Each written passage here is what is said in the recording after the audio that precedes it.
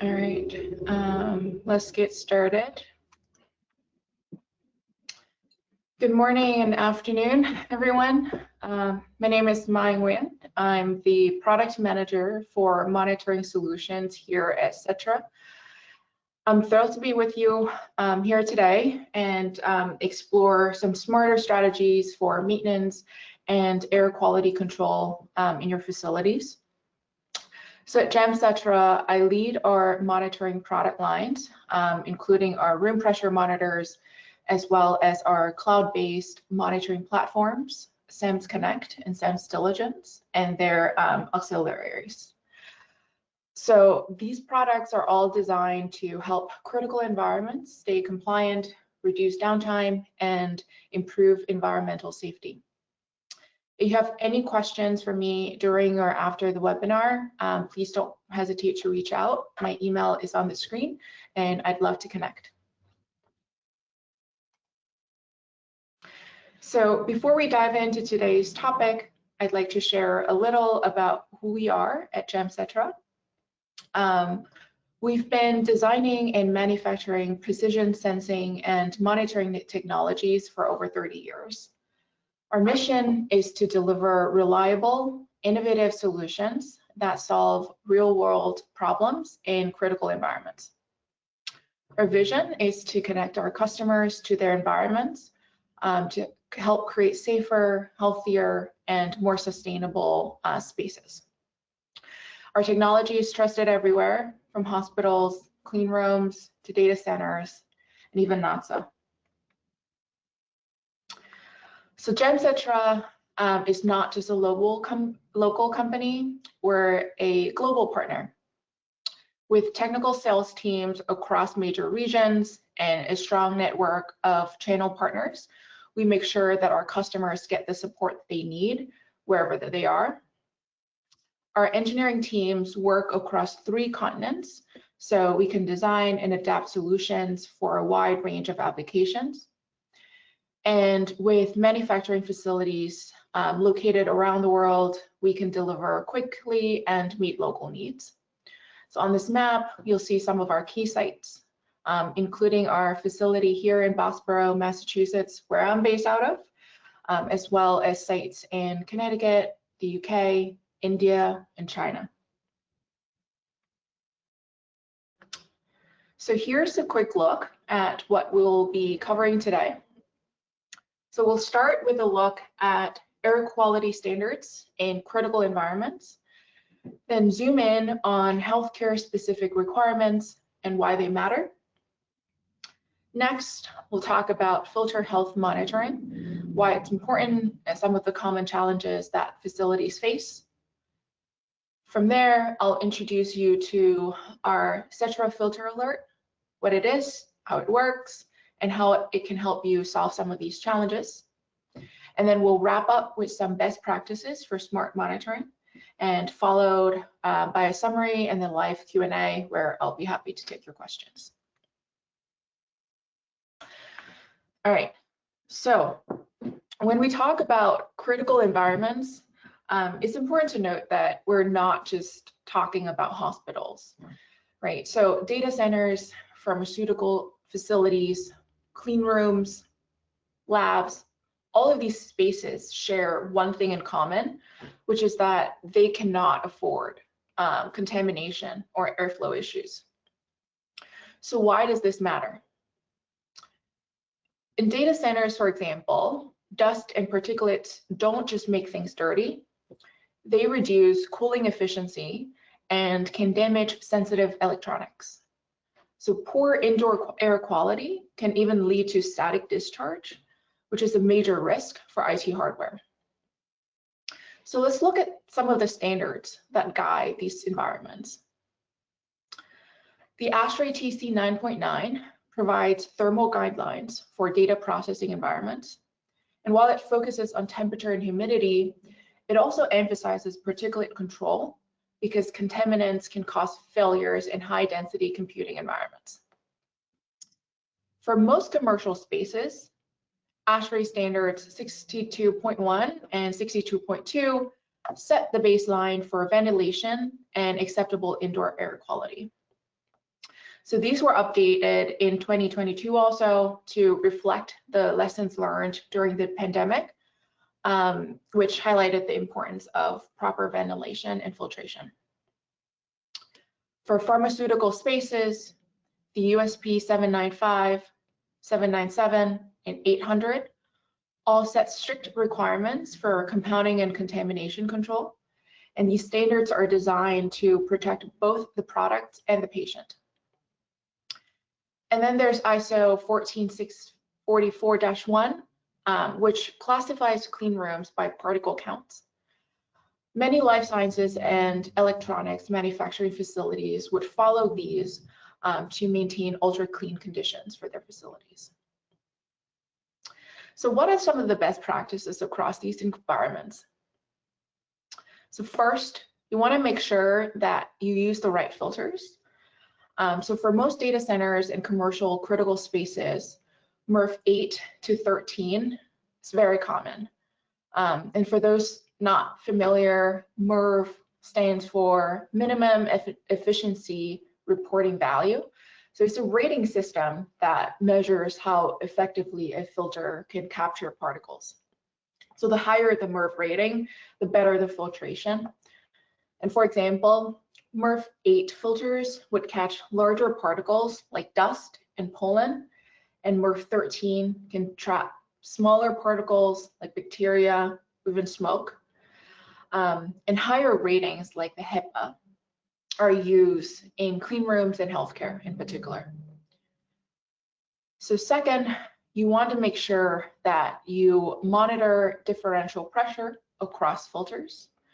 And this is the most reliable way to know when a filter is loading up and its airflow is being restricted. And then finally, preventive maintenance is really key. You want to do regular inspections and scheduled filter changes to help avoid downtime for your facilities and any costly failures. So now we'll zoom into some of the standards that exist in healthcare.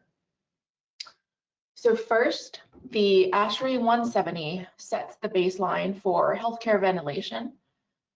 It specifies minimum filter efficiencies for different spaces because not all areas have the same risk profile. So for example, the operating rooms require 2 stages of filtrations, usually. A MERV 7 pre-filter and then a MERV 14 final filter.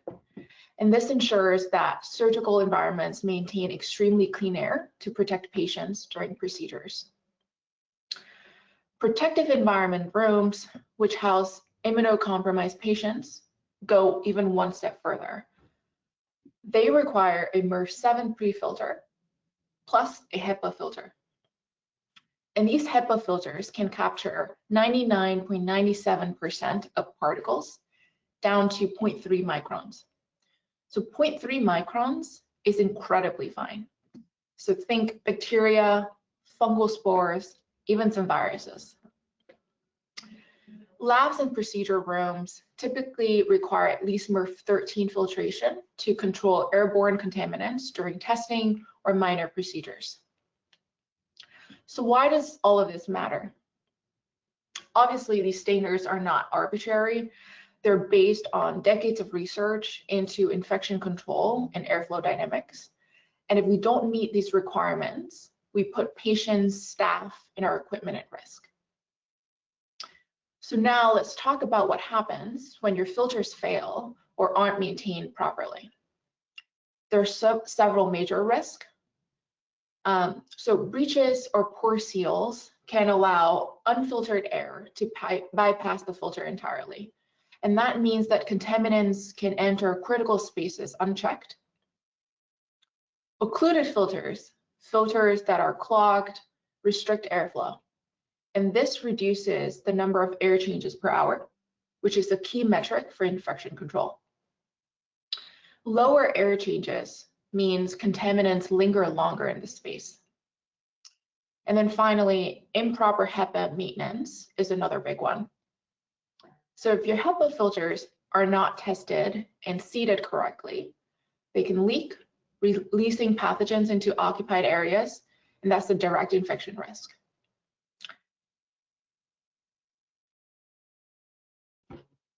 Okay, so we just talked about why air filtration standards matter in critical environments. These spaces often rely on high efficiency filters, and in many cases, like I mentioned, HEPA filters. Now, HEPA filters are incredibly effective, but they're also extremely expensive. And because protecting air quality is so important, my bet is many facilities would want to err on the side of caution and replacing them early. Now that makes sense from a safety perspective, but what it also means is a lot of money is literally being thrown away if those filters still have useful life left. So let's think about what happens when you don't have real-time insight into your filters. First, you're guessing. So most teams rely on fixed schedules or manual checks to decide when to change filters. And that often means replacing them too early, wasting money, or worse, too late, which will risk airflow issues and poor air quality. So when filters clog, differential pressure across the filter would rise. And that extra resistance forces your HVAC systems to work harder, driving up your energy cost and putting stress on fans and motors. In critical environments, this isn't just inefficient. It can lead to compliance issues, contamination risk, and downtime. So without accurate, real-time data, you can't optimize your filter life, energy use, or maintenance schedules. So before we move on, I'd love to hear from you. And so we're going to do a quick poll. One of the biggest challenges with filter maintenance is timing, knowing exactly when to change the filter. So here's a quick poll for you. Have you or your customers experienced issues with filters being changed too late or too early in your facilities?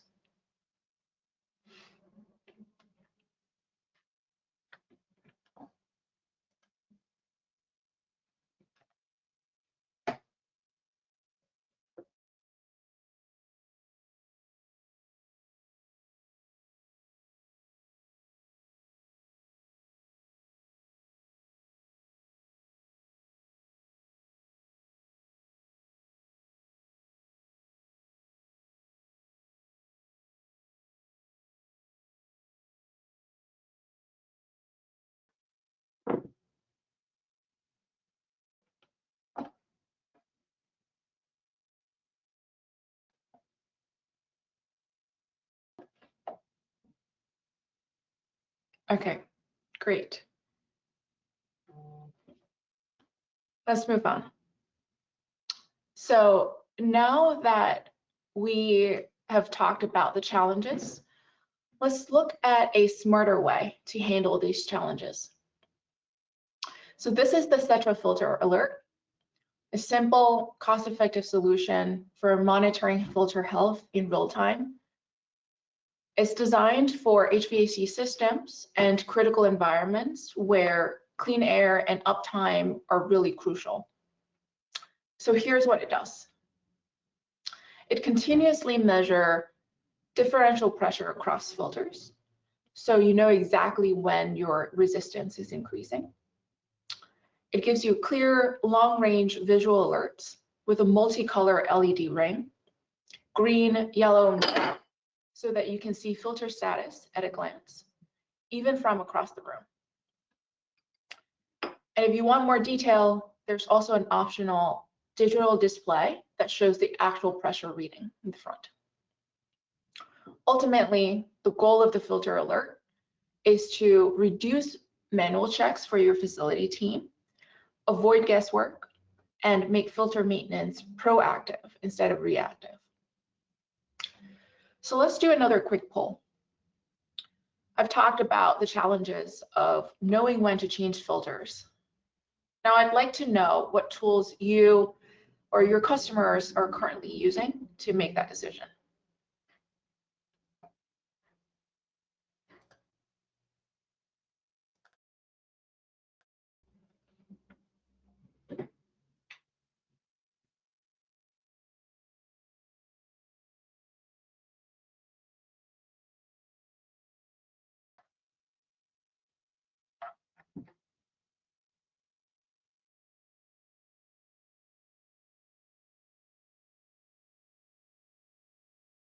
Okay.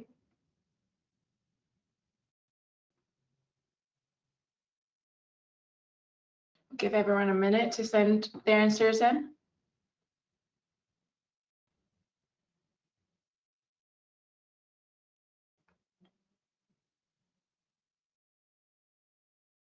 Okay. Let's move on.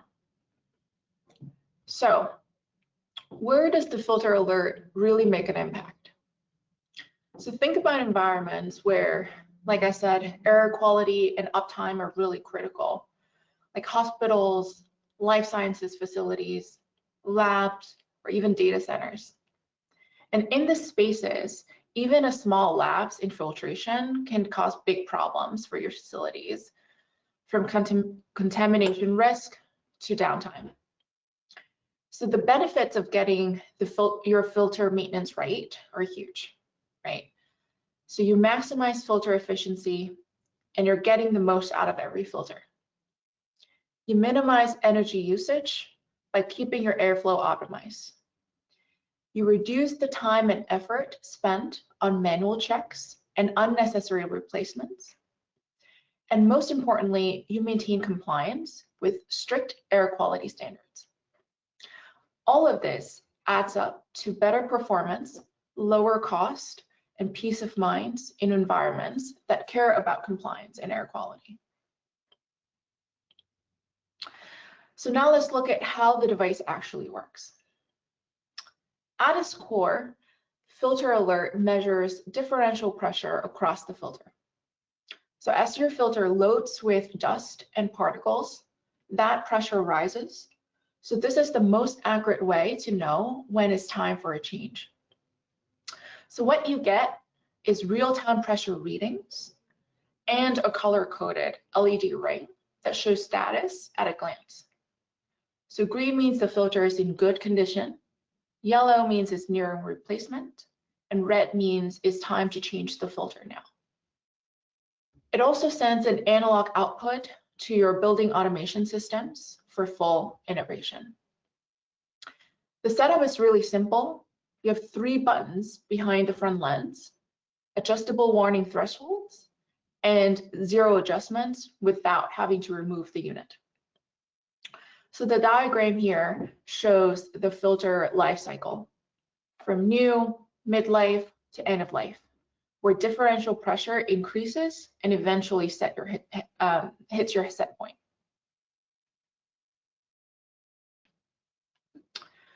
So as we wrap up, let's connect some of the dots.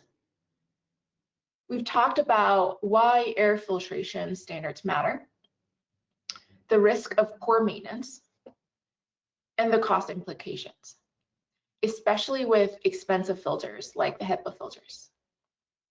So preventive maintenance is really the foundation. You want to train your staff so that they understand filter capabilities and proper change intervals. You want to include filter inspections and HEPA testing in your PM preventive maintenance plans. The ASHI recommends annual HEPA DOP testing to ensure performance. And finally, you want to use MERV A ratings when selecting filters for a more accurate picture of long-term performance. But here's the reality. Even with the best preventive maintenance plan, if you're relying on fixed schedule or manual checks, you're still just guessing. So that's where real-time monitoring tools, like the ones that we discussed earlier, come in. So these devices and technologies can give you the data that you need to make informed decisions, reduce waste, and maintain compliance without overspending. So the takeaway is this: combine strong preventive maintenance practices with smart monitoring technology, and you'll have a strategy that protects air quality, saves energy, and optimizes cost. So thank you for joining today. I'd love to now open the discussion up for some Q&A.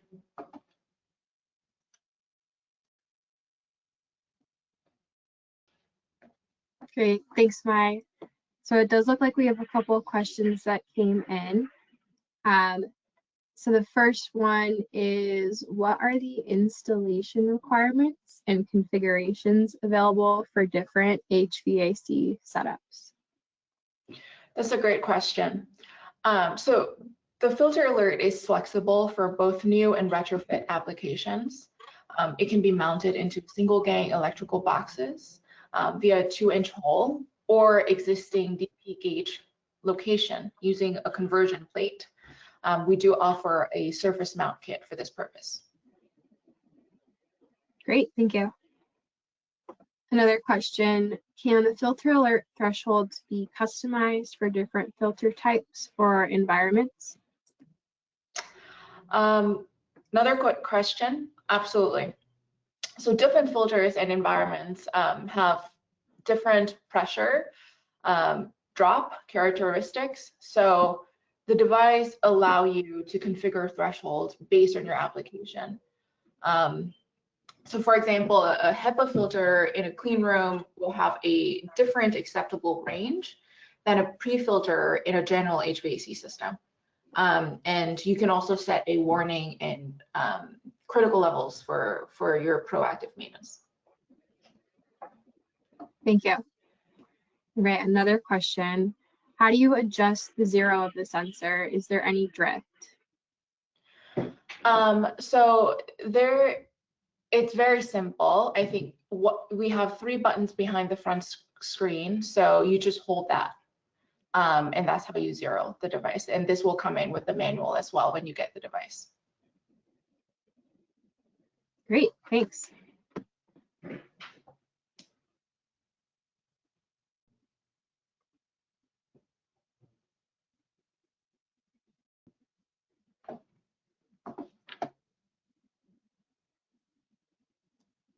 We'll give everyone another minute to add some questions if they have any.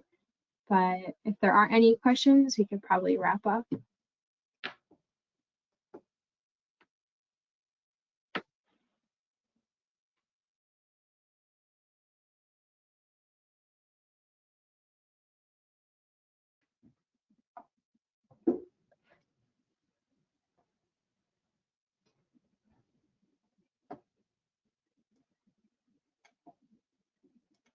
Okay, so we have another question that came in. Will the presentation be available as a PDF? I can go ahead and answer this one on behalf of Mai. So after the presentation wraps up today, we will send you a virtual recording that you can access at any time on demand to refer back to.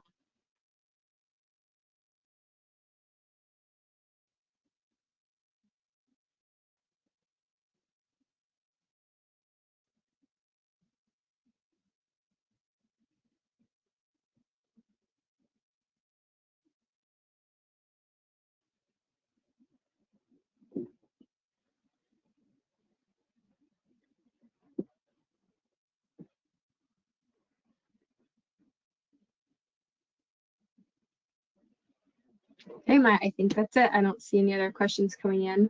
Okay. Thanks, Julie, and thanks everyone for joining. Please don't hesitate to reach out if you have any follow-up questions. I would love to connect. Thank you. Bye, everyone.